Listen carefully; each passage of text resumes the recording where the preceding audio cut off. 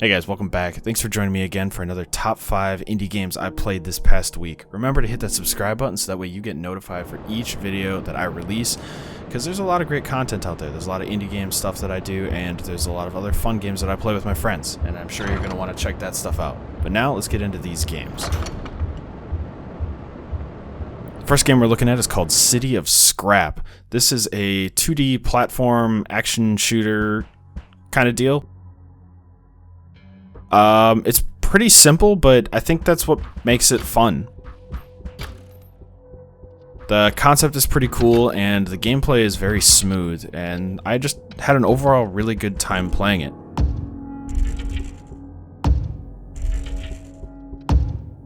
The developers did a really good job of creating a kind of, not spooky, but low-key atmosphere, and I usually appreciate that in games, and that's the case here.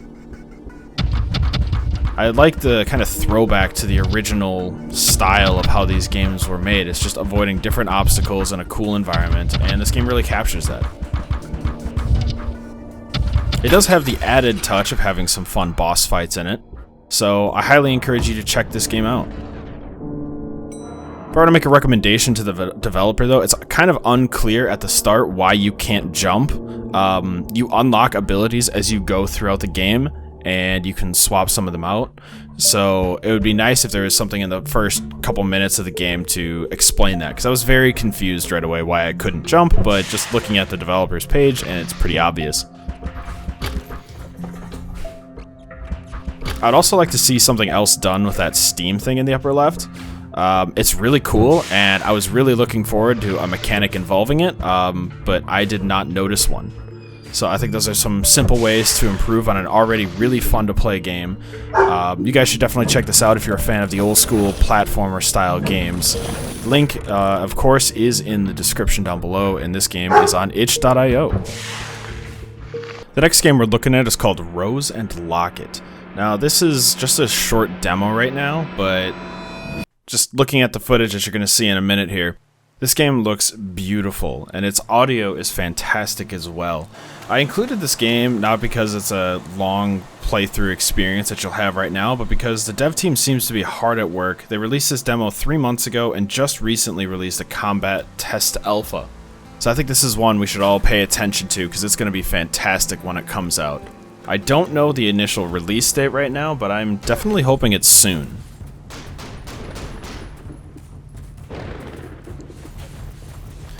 One thing I think this game is really nailing is the movement and the combat. Just in this initial boss fight type arena feels really smooth.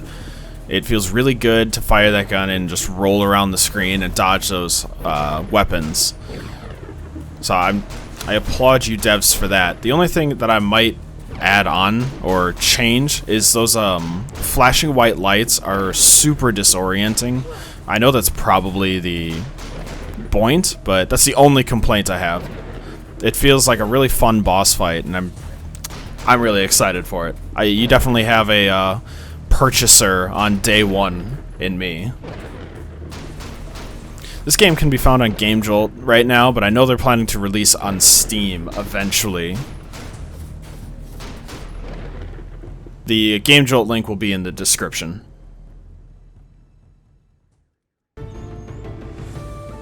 Alright, game number 3 this week is called CLUNKY Hero.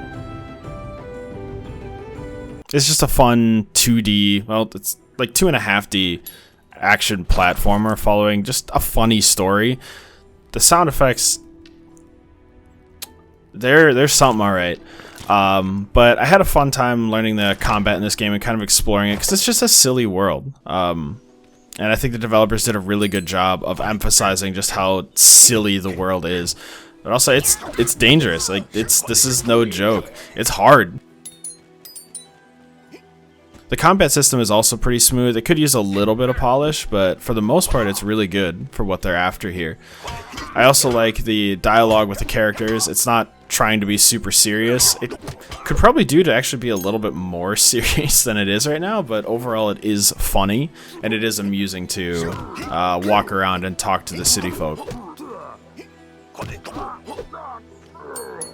I think my favorite part about this game so far is the intro sequence. I don't show it here, so you should definitely go and download the game and check out. Just the intro sequence alone was kind of worth it.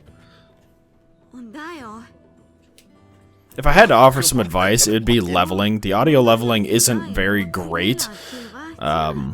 Things fade in and out for some reason, and certain things are way louder than other things.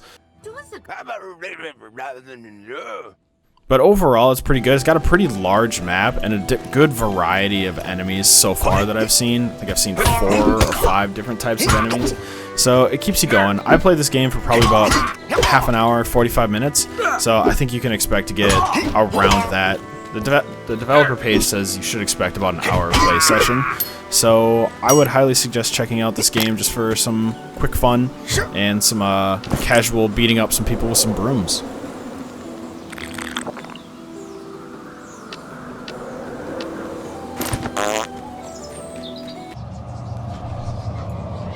Alright, game number 4 today is called Black Book Prologue. This is kind of a demo for the game they plan on releasing in early 2021, just called Black Book. Let me tell you.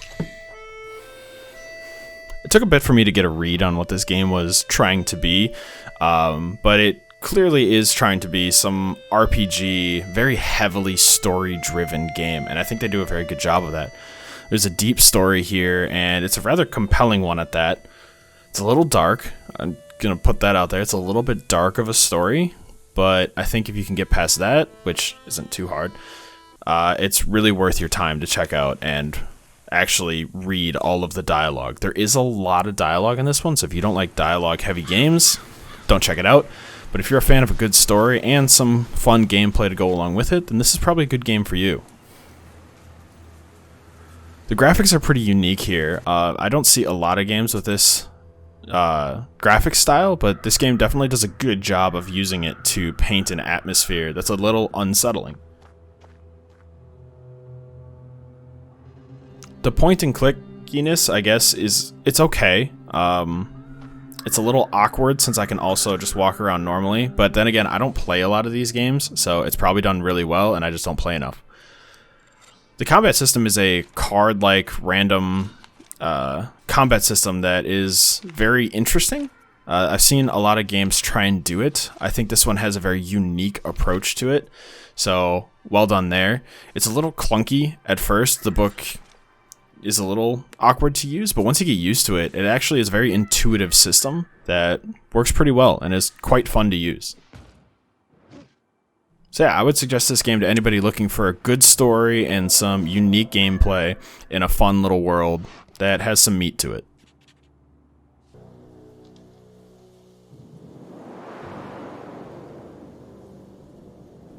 Alright, and the 5th game we are looking at today is, yep, it's a Siren Head game.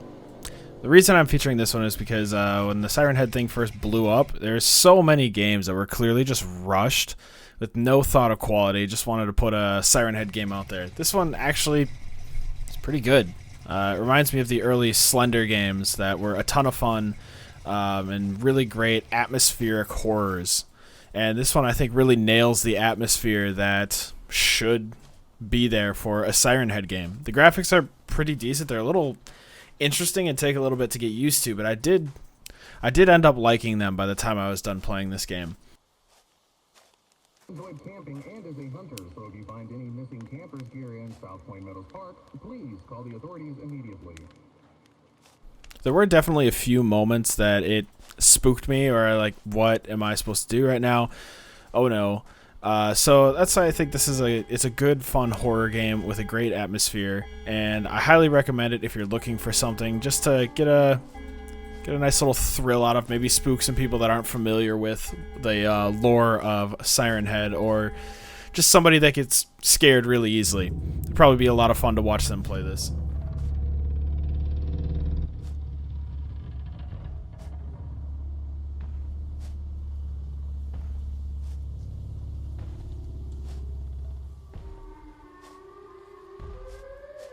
But alright, that is the list for today. If you think I missed a game, please let me know down in the comments, or join the Discord and let me know over there. I'd love to check out the game you think I should have seen this past week. If you like this style of video, be sure to hit that subscribe button, hit that like button to let me know that you want these videos to keep coming, because I'll keep making them. So, with all that being said, I want to thank you again for checking this video out, and please take care of yourself, because I will see you later. The body that was found is that of John Parker, one of